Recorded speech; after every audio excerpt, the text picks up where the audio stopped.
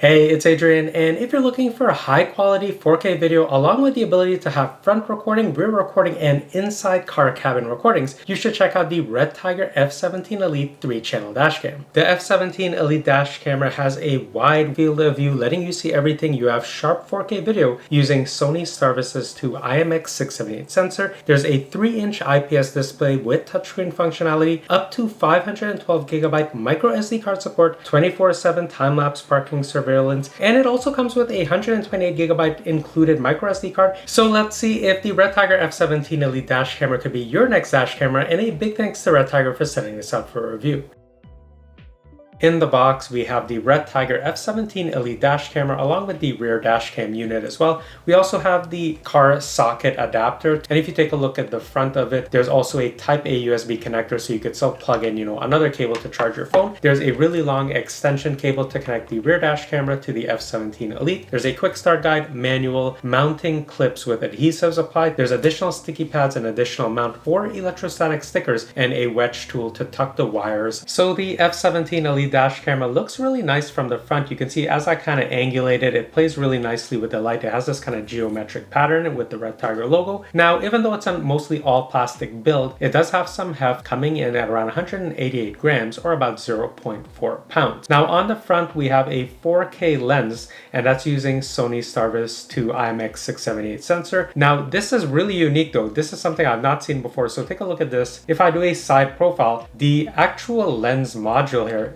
this can be rotated or actually articulated up, down, right, and left. That is something I've never seen on a dash camera before. Now, we also have the actual mount that's going to go on the windshield, and this actually articulates as well. So we have two levels of articulation. So if you ever felt limited by the articulation here, you also have it on the front, like really unique. On the very bottom, we have the microphone port, and if we take a look at the side, they've already included a 128GB micro SD card, so you're ready to go. This is something I wish more dash camera brands would actually do. However, the dash camera accepts up to a 512GB micro SD card, so that's what I'll be using during my testing. And then if we take a look at the rear, so this is where we have that fairly large 3-inch IPS screen, and this does have touch functionality, which I'll demo later. And then we have, kind of the claim to fame of this. So this is the cabin camera. And again, it's the same type of articulation that we saw on the front, because you could just kind of angulate it to wherever is a priority in the car. And the inside camera or a cabin camera is capable of 1080p recordings and color night vision. We also have a status light in the corner here. On the actual mount that articulates, we have power for the rear dash camera to connect it there, and then we have the main power slot. Both are USB Type-C. There's also a GPS module built in for route tracking. The rear dash camera is much more compact and lightweight, coming in at 39 grams. Now this is a 2.5K lens. Most dash cameras have a 1080p, so it's nice to see 2.5K on the rear. And this is using Sony Services 2 IMX678 sensor. We also have a sticky pad to just attach this to your rear glass. And on the side, we have the Type-C connector, and an LED indicator light lets you know when everything is powered correctly. Here's a quick look at the specs. Feel free to pause and review or jump ahead to the next section. To connect the F17 Elite Dash camera to the Redtiger app, make sure the dash camera is plugged in and you connect the rear camera as well. Open up the Redtiger app, click the plus sign, and then go back to the dash camera and tap the Wi-Fi icon at the top right corner to turn it on. Connect to the Wi-Fi name, which is going to be F17 Elite or something similar, and then it'll automatically connect in the app and you're good to go. Now that the F17 Elite is connected to the Redtiger app, we could tap on Access Camera, and it's going to pull up a live view of what the cameras are seeing. So if I run my hand in the front, that's what we're seeing on the front. Now I would have to go ahead and switch the different camera views. So this is going to be for the rear camera. So once that kicks over, I'll just run my hand in front here. So you can see this is the rear camera. Again, very good quality. And then lastly, if I go ahead and click that again, it's going to switch to the inside cabin camera. So you should see me in a couple of seconds right there. But let's just jump back into the front camera, which is the 4K camera and the highest resolution. Now on here, you can also go ahead and see that it's recording audio right now. It's actively recording. We can also go ahead and take a full screen view, which is handy. And then I can see the GPS signal. We can also jump into maps, and it actually shows the speed if you keep this up while you're driving.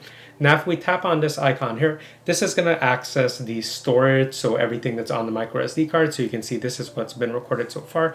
So we have it broken down into loop, snapshot, and locked. And this is if your car gets any type of collisions or the dash camera thinks it's in a collision, it's gonna lock that file so it can't be overwritten until you can get access to it. So fairly standard there.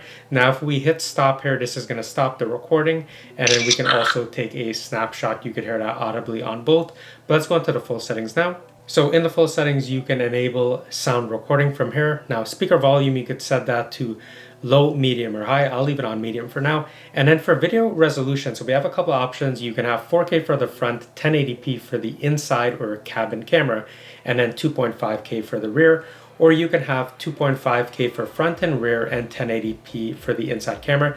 And then loop recording duration, you could set it to 1 minute, 3 minutes, or 5 minutes.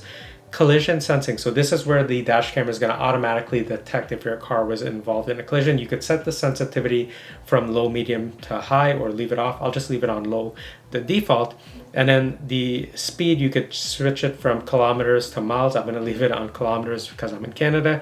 You can turn on 24-hour clock, and then you could set the Wi-Fi name, password, and check the firmware version. Let's take a look at the dash cam settings. So I could see the GPS is on, it's set to 4K, Wi-Fi is off, voice control is on, recording is on, or sound recording is on, and it's actually recording, and I'm looking at the front camera.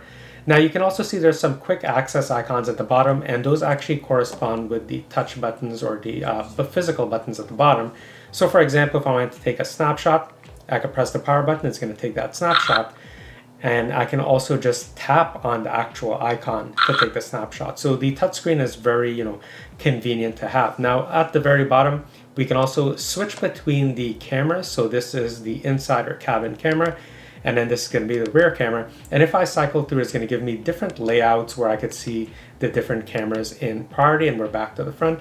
We can also go ahead and tap into this icon to look at video playback. There's different folders. This is going to be quicker to do on the app, so I recommend using the app. We can also lock everything and jump into the full menu settings. So let's do that now. Under resolution, we have the two options, 4K for the front or 2K if you want to save on storage space. Same as in the app. You can also choose to record sound or not. And then we have loop recording from 1 minute up to 5 minutes.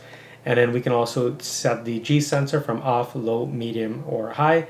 You can set a fatigue reminder, so the dash cam reminds you to take a break while driving. And then we can turn Wi-Fi on. We can set the speaker volume, same as in the app. And then I've disabled click tones, that's why you're not hearing anything as I'm clicking through. You can enable or disable the dash cam startup sound. And then the screensaver actually kicks in from 15 seconds to 1 to 3 minutes, but there doesn't seem to be a way to turn that off completely. Now you can also set internal recording. You're going to want that on at all times. And then voice control is on, and these are the list of available voice commands. I'll test that out later. And then we can also do a mirror flip for the front or rear dash camera. You can also look at the GPS signal. It's not going to be strong. I'm indoors. Now you can also have a date stamp appear on the video. You can have your current speed appearing on the video, and you could have the GPS coordinates on there. I've disabled that for now. And then you can set the speed units, kilometers to miles per hour. The languages are English, Mandarin, French, Mandarin again, Spanish, Dutch, Italian, Russian, Korean, and Turkish. So a bunch of languages. We also have the clock setting. You could set that manually. You could set the time style, 12 to 24 hours. You could set your time zone, daylight savings time on or off. You could set the flicker hertz. You can also have the dash camera remind you to format the microSD card. You could format it manually whenever. You can take a look at the card speed. I highly recommend doing this. You could reset everything, download the app, take a look at product info, or look at the help center. To install the dash camera, apply the electrostatic sticker to the front windshield, remove the protective peel from the front dash camera mount, and attach it to the electrostatic sticker. Repeat the same process for the rear dash camera, and then connect the extension cable from the rear camera to the front camera, and then power up the front camera using the socket adapter or the hardwire kit, and you're done. 4K video quality is sharp thanks to the Sony Starvis 2 IMX678 sensor, meaning you'll see critical details like license plate without issue thanks to the high bitrate video quality. Video looks great during the day under various lighting conditions, whether it's bright and sunny, overcast, or at night. You'll still be able to see everything and record clearly. And that wide field of view lets you see all lanes of traffic while you're driving. Footage from the rear camera is also equally detailed, and it has a wide field of view, letting you see everything that goes on outside as well. Now note that my rear windshield is tinted and it does have heating element lines to melt snow and ice, so it will affect the video quality. But if you have a clear glass, yours will look even better than mine. Video inside the car cabin is also clear, which is great for keeping ride-sharing records, or you just want to be protected inside and out. You'll see everything in great detail. If you use the hardwire kit, which is optional, you have the option to turn on parking surveillance and you'll get clear video of every movement in and around your car from all 3 cameras. You can also set the time-lapse duration from 12, 24, or 48 hours. The voice controls were fairly accurate even with car cabin noise. Here's a demo of that. Turn screen off. Turn on screen. Show rear camera. Show front camera. If you use the included 128GB micro SD card, you'll get around 5 hours of video recording history. Now, if you step up to a 256GB card, that'll go up to 9 hours and 30 minutes. And if you use the 512GB card that I use on here, you'll get almost 19 hours of recording history, which is fantastic. Now, if you do plan on using the time-lapse surveillance feature, these numbers will be a little bit lower since it's also recording when you're parking, in which case it's better to have the 512GB micro SD card, and I'll leave links down below to the one that I'm using. Now, the F17 Elite Dash camera has been great so far, but there's one thing I wanted to point out. So the screen on the dash camera will turn off after a certain amount of time. I've set mine to turn off after 3 minutes, which is the maximum. Now, I generally like to see this screen when I'm driving so I know it's working, but if you take a look, there's a blue LED light letting you know it's actually working. Now, at any point, you can also issue a voice command to turn the screen on, so it's not really that big of a deal, but something to consider. If your current dash camera only records in 1080p, or if you want both front, rear, and inside car cabin recordings, the Redtiger F17 Elite 3-channel dash camera is a worthy option. Redtiger also includes a 128GB micro SD, so you'll be up and running right away without having to spend extra. So I'll leave links down below in the video description and pinned comments for you to get your very own Redtiger F17 Elite Dash camera. And if you need a dash camera with only front and rear recording, you don't require inside recordings, check out my review of the Redtiger F77 Dual 4K Dash Cam. This actually records front and rear in 4K. It's worth checking out. And I have a huge favor to ask. If you found this video helpful, would you consider liking and subscribing? It truly does help me out as a small and growing channel. And maybe consider checking out some of my other tech reviews. I review a bunch of different things from keyboards, laptops, headphones, earbuds, security cameras, really something for everyone. And I hope to see you in my next video soon.